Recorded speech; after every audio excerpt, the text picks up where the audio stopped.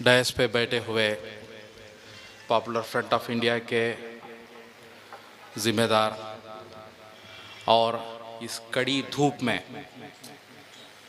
एक मकसद के साथ, एक बड़े मकसद के साथ आकर इधर बैठे हुए मेरे बहनों, मेरे भाइयों, अस्सलाम वालेकुम। भाइयों, 75 years इंडिपेंडेंस, 75 years, ये 75 years इंडिपेंडेंस का, आज़ादी का हम लोग निकालेंगे। ये 75 years में ये विक्टिम मुस्लिम कौम, विक्टिम्स, आरएसएस के जुल्म का विक्टिम्स, कितने फिसाद हुए हमारे देश में, कितने बम ब्लास्ट हुए हमारे देश में, क्या क्या नहीं हुआ। ये सब के पीछे, ये सब के पीछे ये कैंसर है, वो कैंसर आरएसएस है।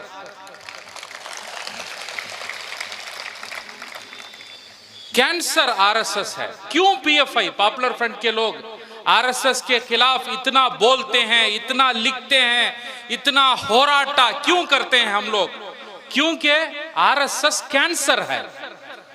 कैंसर को हम फाइट नहीं करेंगे, वो कैंसर हमारा इंडिया, हमारा भारत देश को फना कर देगा, तबाह कर देगा।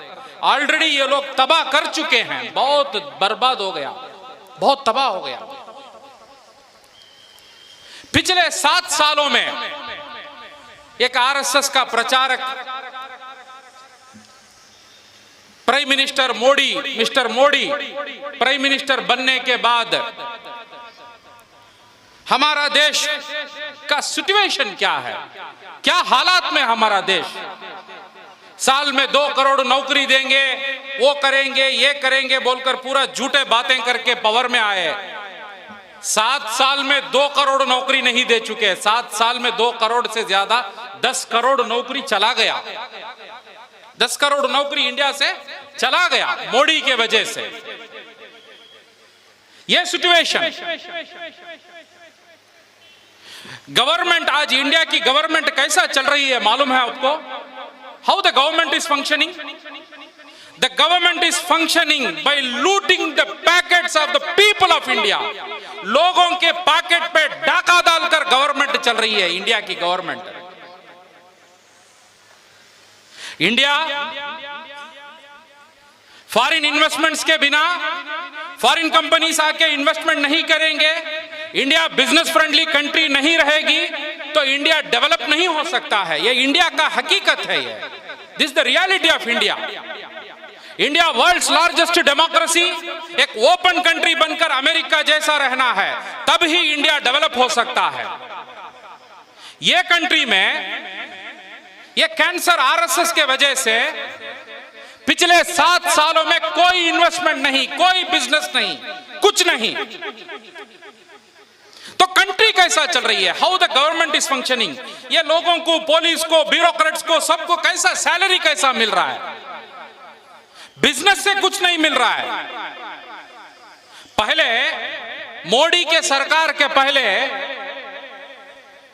2 किस्म का टैक्स, आप समझो 2 किस्म का टैक्स। एक टैक्स है इनडायरेक्ट टैक्स और एक डायरेक्ट टैक्स है। डायरेक्ट टैक्स बोले तो पैसे वाले लोग जो टैक्स देते हैं गवर्नमेंट को, which is the income tax. Indirect tax बोले तो पेट्रोल में, फूड में, क्लॉथ में, हर चीज में जो टैक्स आता है वो इनडायरेक्ट टैक्स है। मोदी के पहले हमारे गवर्नमेंट को जो टैक्स आता था, ये जो है डायरेक्ट टैक्स में ज्यादा आता था। पैसे वाले लोगों के पास से गवर्नमेंट पैसा लेती थी, पब्लिक को देती थी, गवर्नमेंट चलाती थी। मोदी आने के बाद डायरेक्ट टैक्स कम हो गया, इनडायरेक्ट टैक्स बढ़ गया। मतलब पब्लिक के पैकेट से चुरा कर 30 रुपया का पेट्रोल 100 रुपया में बेचकर, 20 रुपया का डीजल 100 रुपया में सेल करके, पूरा फूड प्रोडक्ट का मोल चढ़ा के, लोगों की पैकेट को चोरी मार के गवर्नमेंट को चला लेकर है मिस्टर मोदी। ये ऐसी एक सिचुएशन में हमारे देश में ये देश के यूथ, नौजवान इसके खिलाफ जब बात करने का बात आता है तो वो नौजवानों को आरएसएस के लोग क्या किए, वो यूथ को जाकर क्या बोले, आप एम्प्लॉयमेंट का मत पूछो, आप पेट्रोल का मत पूछो, आप डीजल का मत पूछो, आप कुछ भी मत पूछो, आपको जो है मुसलमानों से, क्रिश्चियनों से बचाने के लिए मोदी चाहिए, योगी चाहिए, आपको जो है मुंह बंद करके गुलाम जैसा रहना है बोलकर उनके अंदर एक दीवाना, एक कैंसर उनके अंदर डाल दिया। ये आरएसएस का काम है। आप जाकर कोई हिंदू नौजवान के पास बात करो, पेट्रोल का प्राइस 100 रुपीस है, डीजल ऐसा है, जॉब नहीं है, कुछ नहीं है, गवर्नमेंट ऐसा सिचुएशन में है, तो वो क्या बोलेगा मालूम? वो क्या बोलेगा? वो मुसलमान ऐसा है, औरंगजेब ऐसा है, टीपू सुल्तान ऐसा है, वो वैसा है। पूरे लोगों को गोबर भक्त बना के, अंध भक्त बना के, उनको दीवाना बना के, उनके अंदर पॉइजन डाल के एक रिमोट कंट्रोल जैसा ये लोग हाथ में रिमोट कंट्रोल रख के उनको डांस करा के उनको टीवी जैसा चलाता है। जैसा इलेक्शन आता है तो नौजवान जॉब, बिजनेस, एम्प्लॉयमेंट, ग्रोथ ये पूछेगा, कुछ नहीं पूछना। तो उसको क्या बोलता है? लव जिहाद। क्या बोलता है? लव जिहाद। क्या लव जिहाद?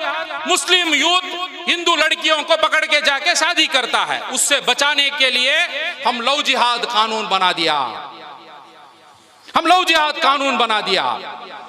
दूसरा, हिंदू यूथ जब पूछता है क्या है, क्यों ग्रोथ नहीं, कुछ नहीं, जब पूछता है तो उसको बोलता है कि हम एंटी कन्वर्शन का कानून बना दिया।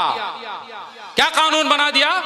ये मुस्लिम्स को, क्रिश्चियन को जो है, हिंदू लोग को पकड़ के जो है वो मुस्लिम बनाता है, क्रिश्चियन बनाता है, उसको स्टॉप करने के लिए हम क्या कानून बना दिया? एंटी कन्वर्शन कानून बना दिया। तो आपको आंख बंद करके, मुंह बंद करके आप किसको वोट करना है? योगी को वोट करना है, मोदी को वोट करना है। एक दीवाना जैसा, एक अंध भक्तों को बनाकर ये देश को आज आरएसएस चला रहा है। आरएसएस का ड्रामा यही है। ये लोगों को कोई भी स्टैटिस्टिक्स में, कोई भी फैक्टर्स में आप सवाल करो, इनके पास कोई जवाब नहीं रहेगा, कुछ आंसर नहीं, कुछ नहीं, सिर्फ और सिर्फ नफरत, hate hate hate, only hate, नफरत। अभी कोविड के वजह से चाइना को जो बिजनेस यूरोप से जा रहा था, चाइना को जो बिजनेस अमेरिका से जा रहा था, वो बिजनेस को कम करना बोलकर यूरोप और अमेरिका ये सब लोग अल्टरनेट कंट्री को ढूंढ रहे थे। एक नेचुरल अल्टरनेट इंडिया था, भारत देश था। ये आरएसएस के वजह से, ये मोदी के वजह से वो बिजनेस इंडिया को नहीं आया। वो बिजनेस कहां गया? वो ताइवान गया, वो जो है गरीब दूसरे कंट्रियों को चला गया, इंडिया को नहीं आया। इंडिया को नहीं आया कोई बिजनेस। क्यों नहीं आया?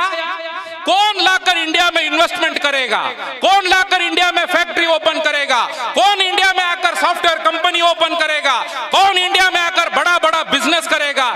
जो कंट्री में गाय के नाम पर, पेशाब के नाम पर, गोबर के नाम पर लोगों को मारता है, मर्डर करता है, तो ऐसा देश में कौन आकर बिजनेस करेगा? Who will invest in India? No one will prefer to invest in India. कोई इंडिया को नहीं आएगा। ऐसा एक कंट्री को, इंडिया को बना दिया। तो उसके लिए पॉपुलर फ्रंट कहता है Modi and RSS is not the problem to Muslims, they are the problem for the nation. ये देश का प्रॉब्लम है, ये इंडिया का प्रॉब्लम है। ये आरएसएस जिस दिन खत्म होगा उस दिन इंडिया में बिजनेस आएगा। आरएसएस जिस दिन खत्म होगा उस दिन इंडिया में नया नया डेवलपमेंट प्रोजेक्ट आएगा। नहीं तो कुछ नहीं आएगा, कुछ नहीं आएगा।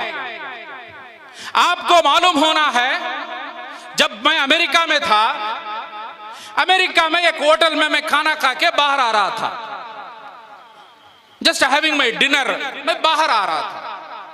उधर उस होटल के सामने बेंगलुरु का इस्कॉन टेंपल से चंद लोग आकर उधर हिंदू धर्म का किताब दे रहे थे।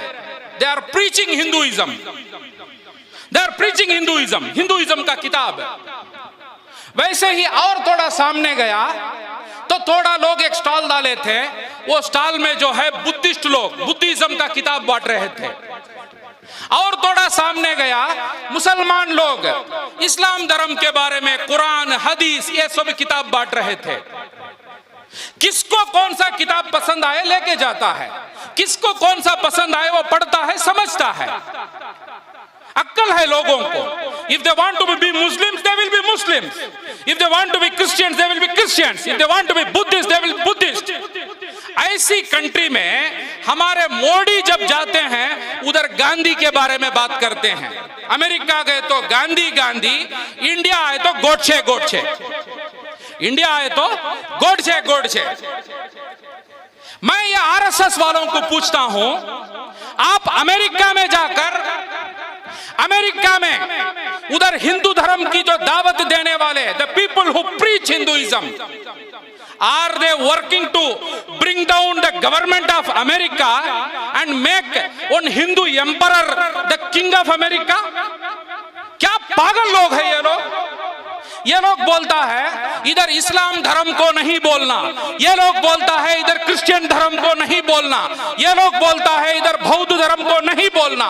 कौन है आप लोग? तुम्हारा बाप का वतन नहीं है ये हमारा वतन है ये। कौन है आप लोग? हम इधर इस्लाम धर्म को प्रीच करेंगे, हम इधर जिसको पसंद है वो क्रिश्चियन धर्म को प्रीच करेगा, हम इधर बौद्ध धर्म को प्रीच करेंगे। जिसको जो पसंद है वो प्रैक्टिस करने दो, जिसको जो पसंद है वो धर्म को अपनाने दो। Who the hell is RSS? कौन है RSS आकर लोगों को बोलने के लिए? कौन है? और ये लोग बोलते हैं फोर्सफुल कन्वर्शन, फोर्सफुल कन्वर्शन।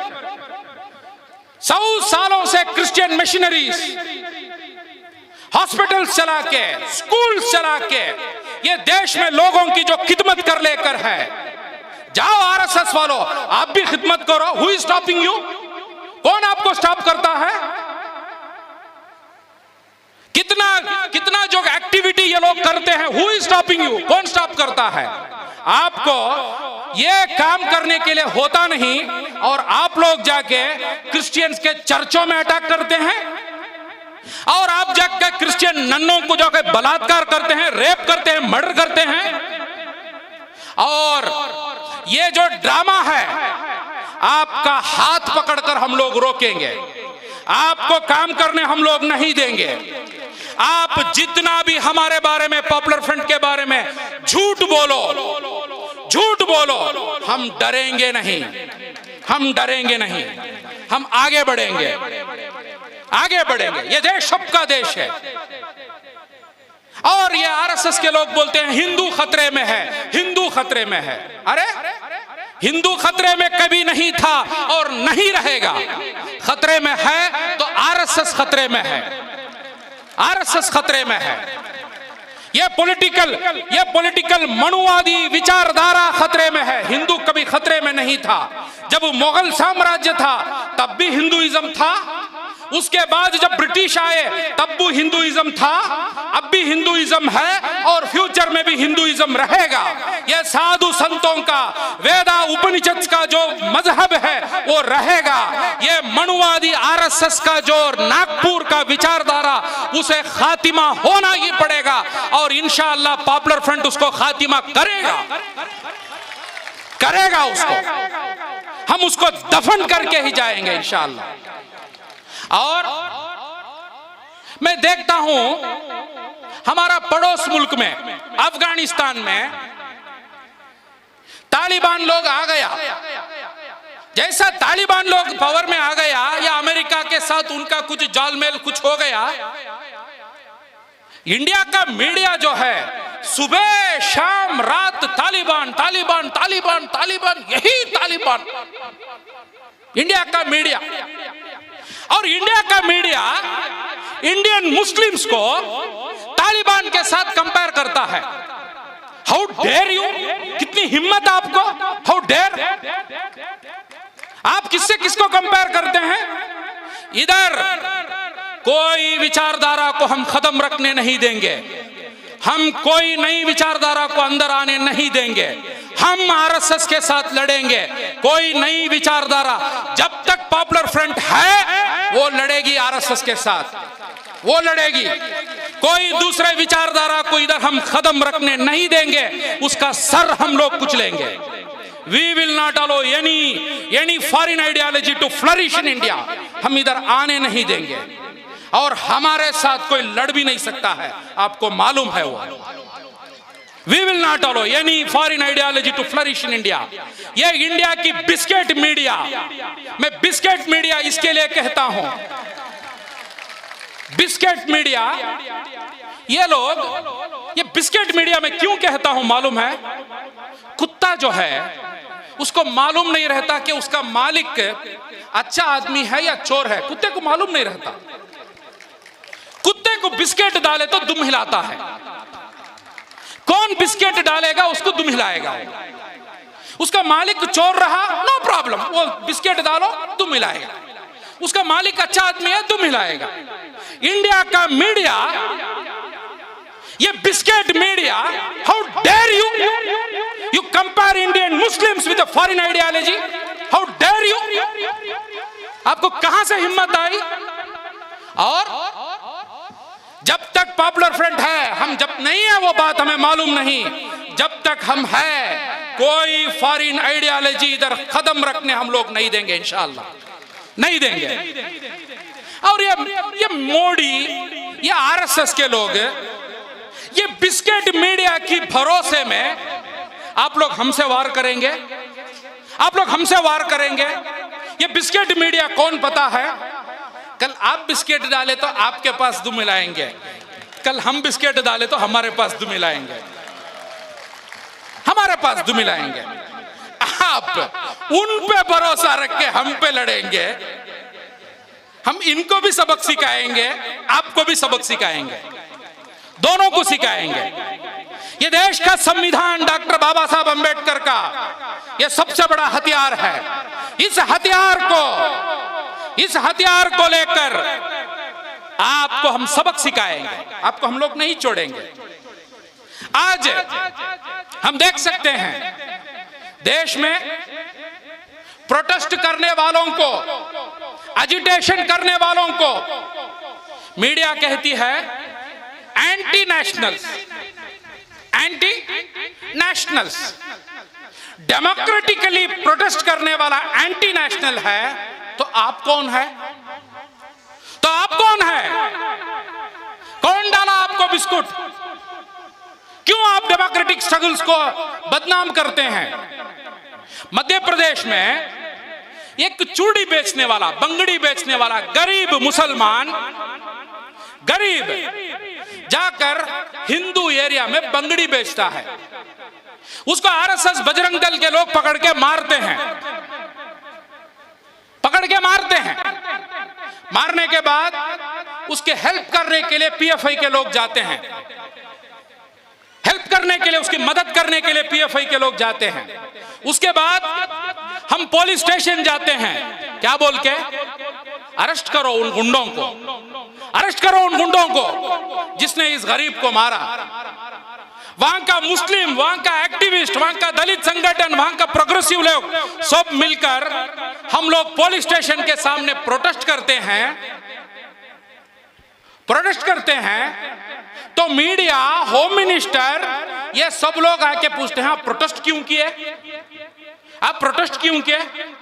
ये ऐसा हो गया है हमारे देश में, संविधान के रास्ते में लड़ने वाला आतंकवादी और एंटी नेशनल, संविधान को खत्म करने वाले गोडसे के औलाद इस देश के नेशनलिस्ट, इस देश के नेशनलिस्ट। मीडिया पूछती है आप प्रोटेस्ट क्यों करने गए? प्रोटेस्ट इसलिए किए क्योंकि पुलिस एक्शन नहीं ली, प्रोटेस्ट इसलिए किए क्योंकि पुलिस और पॉलिटिशियंस हैंड इन ग्लव है, साथ में काम कर रहा है। प्रोटेस्ट इसलिए किए, महात्मा गांधी हमें सिखा कर गए कि आप प्रोटेस्ट करो, हमें सिखा कर गए कि आप प्रोटेस्ट करो, आप एजिटेट करो। अब ये लोग आके पूछते हैं अब सीएए में प्रोटेस्ट क्यों किए, किसान लोग प्रोटेस्ट क्यों किए, आप क्यों प्रोटेस्ट किए? अरे कानून आप क्यों बनाए? एंटी कॉन्स्टिट्यूशनल कानून आप क्यों बनाए? आप एंटी कॉन्स्टिट्यूशनल कानून बनाएंगे और हम प्रोटेस्ट नहीं करेंगे, हम तब क्या करेंगे? What do you expect us to do? हाथ बन के आपके सामने गुलाम बनकर बैठेंगे?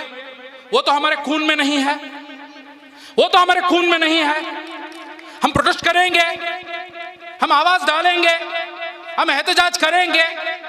तो ऐसा एक रिवाज हमारे देश में बन रहा है, अन्याय करेंगे, अत्याचार करेंगे, जुल्म करेंगे, मजबूर करेंगे, मगर उसके बाद मुसलमान, दलित, क्रिश्चियन, किसान जब आके प्रोटेस्ट करेंगे, मीडिया आपको बोलेगी एंटी नेशनल, अनार्किस्ट, ये वो, बदनाम। डोंट केयर, आप परवाह भी मत करो। ये मेन स्ट्रीम मीडिया में मैक्सिमम जो मेन स्ट्रीम मीडिया है ये बिक चुके हैं, ये बिस्कुट मीडिया है, ये main stream media. You don't care, उनको केयर भी मत करो। आप न्याय के रास्ते में संविधानिक हुकूक को पाने के लिए आपकी जद्दोजहद को आगे बढ़ाओ। ये लोग एक वक्त आएगा आपके बूट में आके पड़ेंगे ये लोग। डोंट रियली केयर, इनको बादर भी मत करो आप। इंशाअल्लाह जीत हमारी है, जीत हमारी है। भाइयों, मैं चंद दिनों से देख रहा हूं, ये अभी नया आरएसएस का जो लीडर है मोहन भागवत, पहला पुराना आरएसएस लीडर जो था वो अंदर ही मीटिंग करके अंदर ही काम करने वाला लोग था। ये मोहन भागवत अंदर भी करता है, बाहर भी आता है। बाहर आके कहता है कि मुस्लिम ये सब हमारा डीएनए एक है, हमारा डीएनए एक है। डीएनए बोले तो मतलब हमारा खून एक है, हमारा खून एक है। मोहन भागवत को मैं पूछना चाहता हूं, 6 साल के एक बच्चे को आप जाकर पूछो हमारी बाबरी मस्जिद को किसने तोड़ा, तो वो 6 साल का मुस्लिम बच्चा बोलेगा वो आरएसएस ने तोड़ा। आप जाकर 6 साल की हमारी बच्ची को, लड़की बच्ची को पूछो आप गुजरात में हमारे बहन बेटियों पे जुल्म किसने किया, तो वो बोलेंगे आरएसएस ने किया। अब जाके पूछो, हिमाचल प्रदेश में पूछो, राजस्थान में पूछो, बिहार में पूछो, तमिलनाडु में पूछो, कहां भी पूछो, आपको एक ही जवाब मिलेगा। आपको एक ही जवाब मिलेगा कि आरएसएस कौन है बोलकर पूछो, वो 6 साल का बच्चा भी बोलेगा हमारा दुश्मन है, हमारा दुश्मन है। तो आरएसएस वाला आके जब हमें बोलता है कि हमारा डीएनए एक है, तो हम थोड़े शक में आके ही देखते हैं उसको। इसमें कुछ कॉन्स्पिरेसी हो जा, कॉन्स्पिरेसी है, इसमें कुछ साजिशी है। ये आरएसएस आज तक सामने आकर लड़ने वाला नहीं ना, पीछे से ना लड़ने वाले, पीछे से लड़ने वाले। तो ये लोग हमारे सामने आके हमारा डीएनए एक है, हम एक है, हम आरएसएस के लोग को बोलते हैं। जब तक आपका जो इस्लाम के खिलाफ जो नफरत है, आपका जो क्रिश्चियनिटी के खिलाफ जो नफरत है, आपका जो नफरत रिजर्वेशन के खिलाफ है, आपका जो नफरत कॉन्स्टिट्यूशन के खिलाफ है, वो आप जब तक नहीं छोड़ोगे, हम डीएनए वीएनए खून कुछ बात नहीं करेंगे, आपके खिलाफ लड़ेंगे। हम लोग लड़ेंगे, हम आपके खिलाफ। कोई बात को, there is no scope of discussion, कोई बात नहीं है। आप एक तरफ जाकर इस्लाम के खिलाफ झूठा प्रचार करेंगे, क्रिश्चियनिटी के खिलाफ जाकर ड्रामा करेंगे, आप जाकर रिजर्वेशन के खिलाफ काम करेंगे, आप संविधान के खिलाफ काम करेंगे, और आपके साथ हम डीएनए की बात करेंगे। हमारा साथ डीएनए एक है, वो डीएनए न्याय इंसाफ के बुनियाद पर है, न्याय है। वो काला अफ्रीका वाला, उसके साथ हम जी सकते हैं, वो गोरा अमेरिका वाला, उसके साथ हम जी सकते हैं, वो गिड्डा, वो कौन भी जो है इंडोनेशिया, जो दूसरे अरब मुल्कों में जीने वाला, उसके साथ हम जी सकते हैं, मगर हमारे बीच में एक रूल होना है। वो क्या रूल है कि हम न्याय इंसाफ के बुनियाद पर हम जो है चलेंगे, जिएंगे। जब इंसाफ नहीं है, जब इंसाफ नहीं है, न्याय नहीं है, तो हम साथ में नहीं रह सकते। हालांकि हम हमारे खुद के भाई के साथ नहीं रह सकते, तो आप हमारे लिए कौन हो सकते, कौन हो सकते आप? तो भाइयों, बहुत सारी बात इधर आ गई किसानों के प्रोटेस्ट के बारे में, फार्मर्स एजिटेशन के बारे में। फार्मर्स एजिटेशन में 750 मार्टर्स, 750 शहीद लोग हैं, यानी 750 बच्चों के बाप चले गए, 700 लोगों के तकरीबन बीवियां बेवा हो गए। इतना बड़ा त्याग बलिदान देना पड़ा, किसको बचाने के लिए? संविधान को, देश को बचाने के लिए। तो कल के दिन ये लोग सीएए को ड्रामा करके, एनपीआर, वो ये सब करके आगे बढ़ेंगे, क्योंकि इनके पास बताने के लिए कुछ नहीं है, सिर्फ और सिर्फ ध्रुवीकरण, हिंदू मुस्लिम, इतना ही है इनके पास। ये करेंगे मोदी, अमित शाह, आरएसएस। तो उस वक्त पर जरूरत पड़ा तो हम हमारे संविधान के खिलाफ जो कानून बना है, उस कानून को निकाल कर फेंकने के लिए 7,000 नहीं 70,000 लोग शहीद होना है, तो होना ही पड़ेगा, होना ही पड़ेगा। और इस वक्त पर मैं आप लोगों को पूछना चाहता हूं, मैं आपसे पूछना चाहता हूं, क्या हम उस सीएए प्रोटेस्ट के खिलाफ आज जेलों में है हमारे भाई बहन, उनके लिए दुआ करते हैं, उनके लिए हमारे प्रार्थनाओं में याद रखते हैं हम? कैसे कैसे बच्चे आज जेलों में है, मालूम है आपको? कैसे कैसे काबिल लोग जेलों में है, आपको मालूम है? जिस मिट्टी में हम खड़े हैं अभी, मंगलूर, इसका DC Sasikanth Senthil, mister Sasikanth Senthil, he protested and he resigned his duty in protest. He resigned his duty in protest. क्या हमें याद रखे हैं उसका? हम त्याग देने वालों का त्याग याद नहीं रखेंगे, तो हमारे लिए कल आकर त्याग कौन देगा? कौन त्याग देगा? मैं पूछता हूं आपको मालूम है सरजिल इमाम बोलकर एक लड़का जेल में है, वो कहां पढ़ा मालूम है? BE Indian Institute of Technology, IIT में पढ़ा, ME Indian Institute of Technology. उसका महीने का सैलरी कितना है मालूम है आपको? उसका महीने का सैलरी 20 लाख रुपया। आपके लिए, मेरे लिए, हमारे बच्चों के लिए, इस देश के संविधान को बचाने के लिए वो बात किया। उसके वजह से आज वो किधर है? जेल में है, जेल में है। क्या हम उसको याद रखते हैं? हम ये लीडर्स, जो बिके हुए लीडर्स, मुझे एमएलए बनना है, मुझे चेयरमैन बनना है, मुझे कारपोरेटर बनना है, मुझे वो बनना है, ऐसे लीडर्स के पीछे हम आज भी जाएंगे, आज भी जाएंगे। ये लीडर्स जो है सेल्फ प्रोक्लाइम्ड, मैं लीडर बोल के उन्होंने बोल लेते, मैं लीडर, उसे लीडर बोल के उसकी बीवी भी नहीं मानती। वो लीडर्स, उनको मैं पूछना चाहता हूं, आज के सिचुएशन में अभी भी आप लोग आपके पेट के लिए, आपके पावर के लिए, आपके ओहदे के लिए आप क्या करते हैं? क्या है तुम्हारा कंट्रीब्यूशन? क्या है तुम्हारा सैक्रिफाइस? क्या है तुम्हारी कुर्बानी? क्या कुर्बानी है तुम्हारी?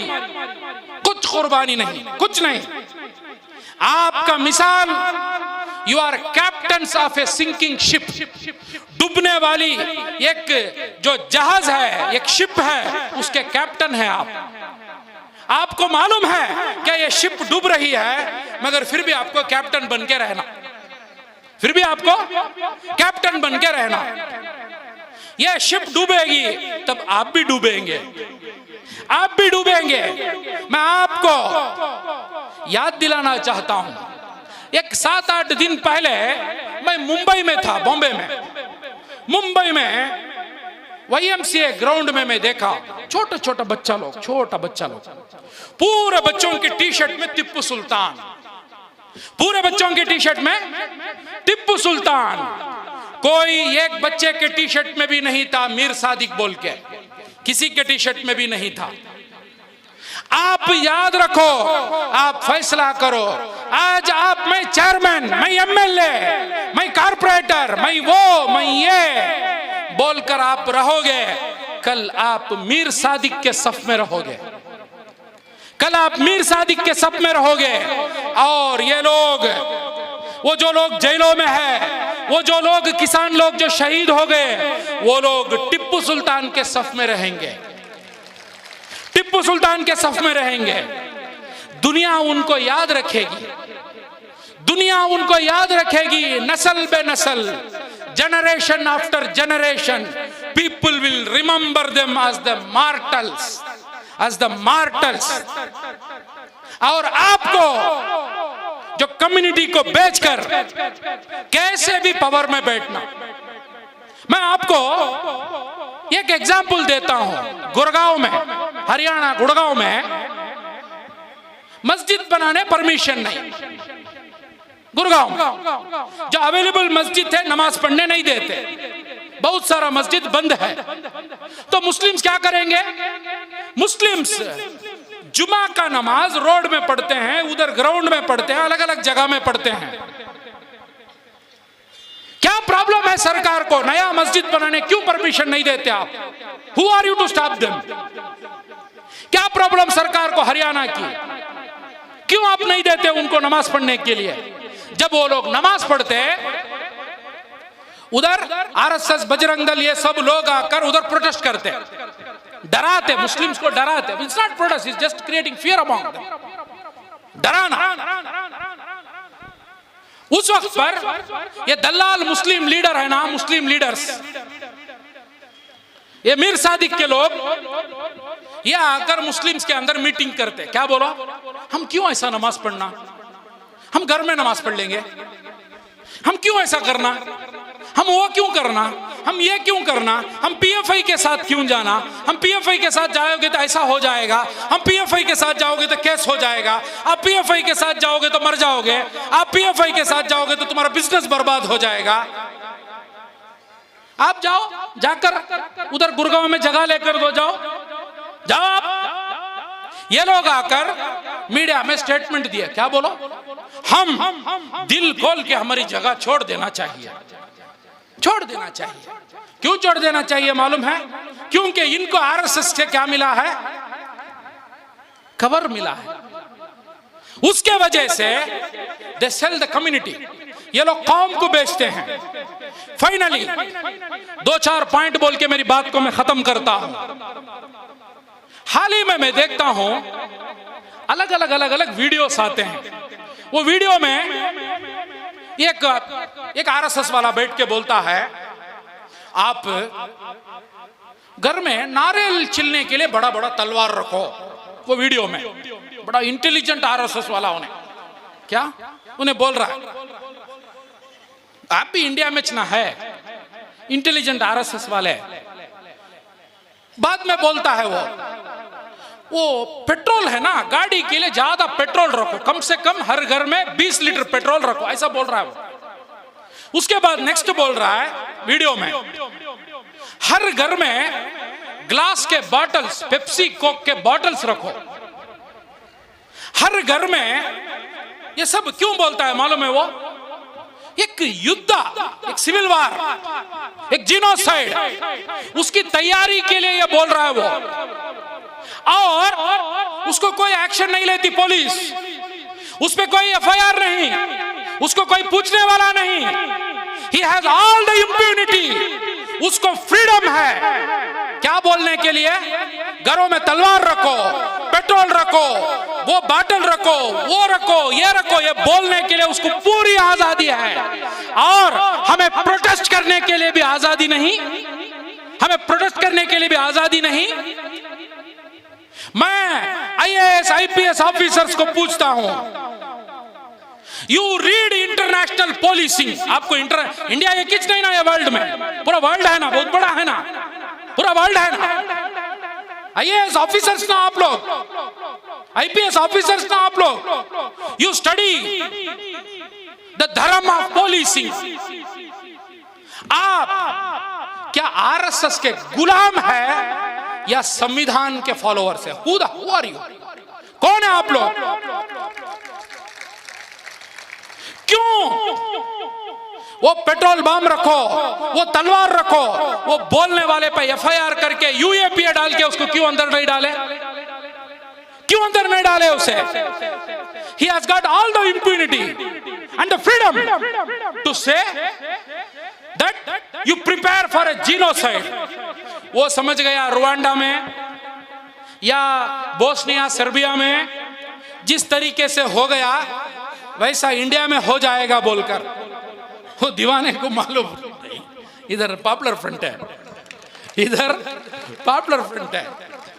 आपको कितनी हिम्मत है वो हम जानते हैं, आपको कितनी हिम्मत है वो हम जानते हैं। आप पे हिम्मत रही तो जब कोविड में लोग मरते थे, ये एक कोविड बॉडी के पास आप नहीं आए। क्यों? आप डरपोक लोग हैं, आरएसएस के लोग नहीं आए आप लोग। क्यों बोलो? आप जीने के लिए लड़ते हैं, हम जन्नत के लिए लड़ते हैं। हमारे और आप में बहुत फर्क है, बहुत फर्क है। कोविड में पूरे मुसलमान पॉपुलर फ्रंट के लोग तकरीबन 10% इंडिया के डेड बॉडीज को इर्रेस्पेक्टिव मुसलमान, हिंदू, क्रिश्चियन कुछ नहीं देखे, हम लोग हमारे कांधों में लेकर गए, लेकर जाके उनको हम दफन किए, उनका अंतिम संस्कार किए हम लोग। We gave them the respected burial which they deserve as a human being. And what Modi gave them when they were gasping for oxygen, oxygen के लिए तड़प लेकर थे, you couldn't give them even a cylinder of oxygen. And you speak about देश भक्ति, आप देश की भक्ति, क्या देश की भक्ति? तुम्हारे देश के लोगों को जब ऑक्सीजन नहीं है, ऑक्सीजन नहीं है, and they are gasping for, they are pleading for a hospital bed. You cannot give them the basics. तुम नहीं दे सके तो तुम्हें बोलती हैं देशभक्ति, देशभक्ति। ये अंध भक्तों है ना, ये अंध भक्तों को बनाकर आप इलेक्शन में जीत लेकर है। आपका भी खातिमे का वक्त आ गया है। मैं आरएसएस के लोगों को बोलता हूं, आप वो क्या फिल्मी एक्टर केंगना, क्या नाम, केंगना रेनाट, क्या रेनावट कुछ नाम है उसका, उसके भरोसे में, किस किस के भरोसे में तुम ऊपर ऊपर आओगे? आपको बोलते हैं हम लोग, आप ऊपर 1 फीट भी आओगे, हम आपको 4 फीट पीछे ढक लेंगे। 1 फीट आओ आप, हम आपको 4 फीट पीछे ढक लेंगे।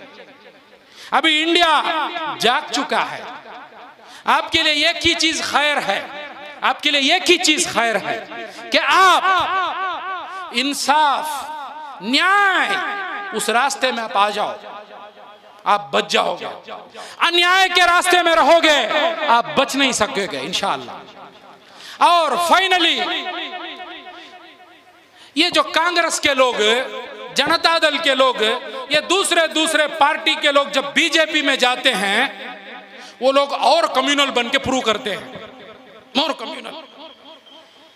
उधर बीजेपी में मेरिट क्या बोलो, क्या भी मेरिट नहीं ना, मेरिट एक ही, मुस्लिम को गाली देना। मेरिट क्या बीजेपी में, क्रिश्चियन को गाली देना। क्या मेरिट उधर? रिजर्वेशन के खिलाफ बात करना, दलित के खिलाफ बात करना, ये रिजर्वेशन मेरिट उधर। ये दूसरे पार्टी से जो जाते ना, उन लोग आरएसएस वालों के सामने बहुत लॉयल बन के प्रूव करते हो, क्योंकि फ्री में एमएलए बनाना, फ्री में एमपी, फ्री में सीएम बना। अब वो फ्री में जो कुर्सी मिली उसके लिए लॉयल्टी प्रूव करते हैं, they want to be very loyal, loyalty. मैं हमारे स्टेट के चीफ मिनिस्टर को पूछता हूं, you come from the great philosophy and theology of Basava, Basava के फिलॉसफी से आप आए, आप आरएसएस की लॉयल्टी रखोगे या बसवा की लॉयल्टी रखोगे? Are you the great follower of Basava, are you the follower of Godse? Who are you? और मैं दूसरा बोलता हूं हमारे सीएम को, mister chief minister, you don't be loyal to the RSS. RSS बहुत शातिर संगठन है, they made you CM because, इसलिए कि you will bring Lingayat vote to them. इधर आरएसएस को आपके वजह से बेनिफिट है, आपको आरएसएस के वजह से बेनिफिट नहीं है। You go and tell your RSS fellows, जाकर बोलो उनको, जाकर आप उनको लॉयल्टी प्रूव करने की काम मत करो। मोदी, अंबानी, अडानी की लॉयल्टी प्रूव करने के लिए फार्म्स लॉ को लाया। फार्मर्स जो है क्या प्रूव किए? You cannot be loyal to अंडा Ambani and Adani, you should be loyal to the farmers of India. तो वैसे ही आप मुस्लिम्स के खिलाफ आरएसएस की लॉयल्टी को प्रूव करने के लिए more loyal than the king बनकर आप जाओगे तो डेफिनेटली इस कर्नाटका स्टेट के मुस्लिम्स, यहां के दलित, यहां के क्रिश्चियन, यहां के सेकुलर लोग आपको सबक सिखाएंगे कि you should be loyal to the constitution of India, not the Manu from the RSS.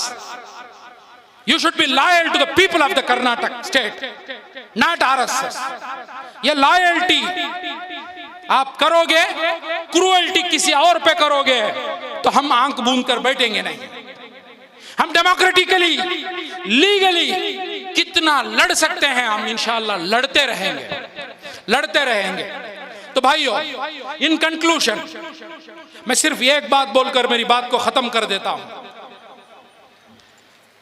अभी हमारा संघर्ष शुरू हुआ है, हमारा संघर्ष अभी शुरू हुआ है, अभी लंबी लड़ाई है हमारी, बहुत काम हमें करना है। उसके लिए तुम्हारे मस्जिद कमेटियों में आप बात करके रखो, जरूरत पड़ा हमारे मस्जिद से, हमारे एरिया से 4 बच्चे हमारे देश के कॉन्स्टिट्यूशन को बचाने के लिए जेल जाएंगे तो हमारी मस्जिद कमेटी उन बच्चों की जिम्मेदारी लेगी। हमारे एरिया के बच्चे हमारा कॉन्स्टिट्यूशन को बचाने के लिए जाकर जेल जाना पड़ा, we will protect their families. हमारा हर मस्जिद कमेटी, हमारा हर मोहल्ला कमेटी, हमारा एरिया, हमारा हर वगैरह वगैरह सब चीज में जो ट्रेडिशनल, जो हमारा काम करने का तरीका था, उससे हटकर हम कॉन्स्टिट्यूशन को बचाने के लिए, देश को बचाने के लिए, संघ परिवार आरएसएस के खिलाफ फासिज्म के खात्मे के लिए त्याग बलिदान देने के लिए तैयार होना है। इंशाअल्लाह, इंशाअल्लाह अच्छे दिन जरूर इंशाअल्लाह आएंगे, कामयाबी जरूर हम हासिल करेंगे इंशाअल्लाह। यही कहते हुए मेरी बात को मैं खत्म करता हूँ। अस्सलामु अलैकुम, अल्हम्दुलिल्लाहि रब्बिल आलमीन।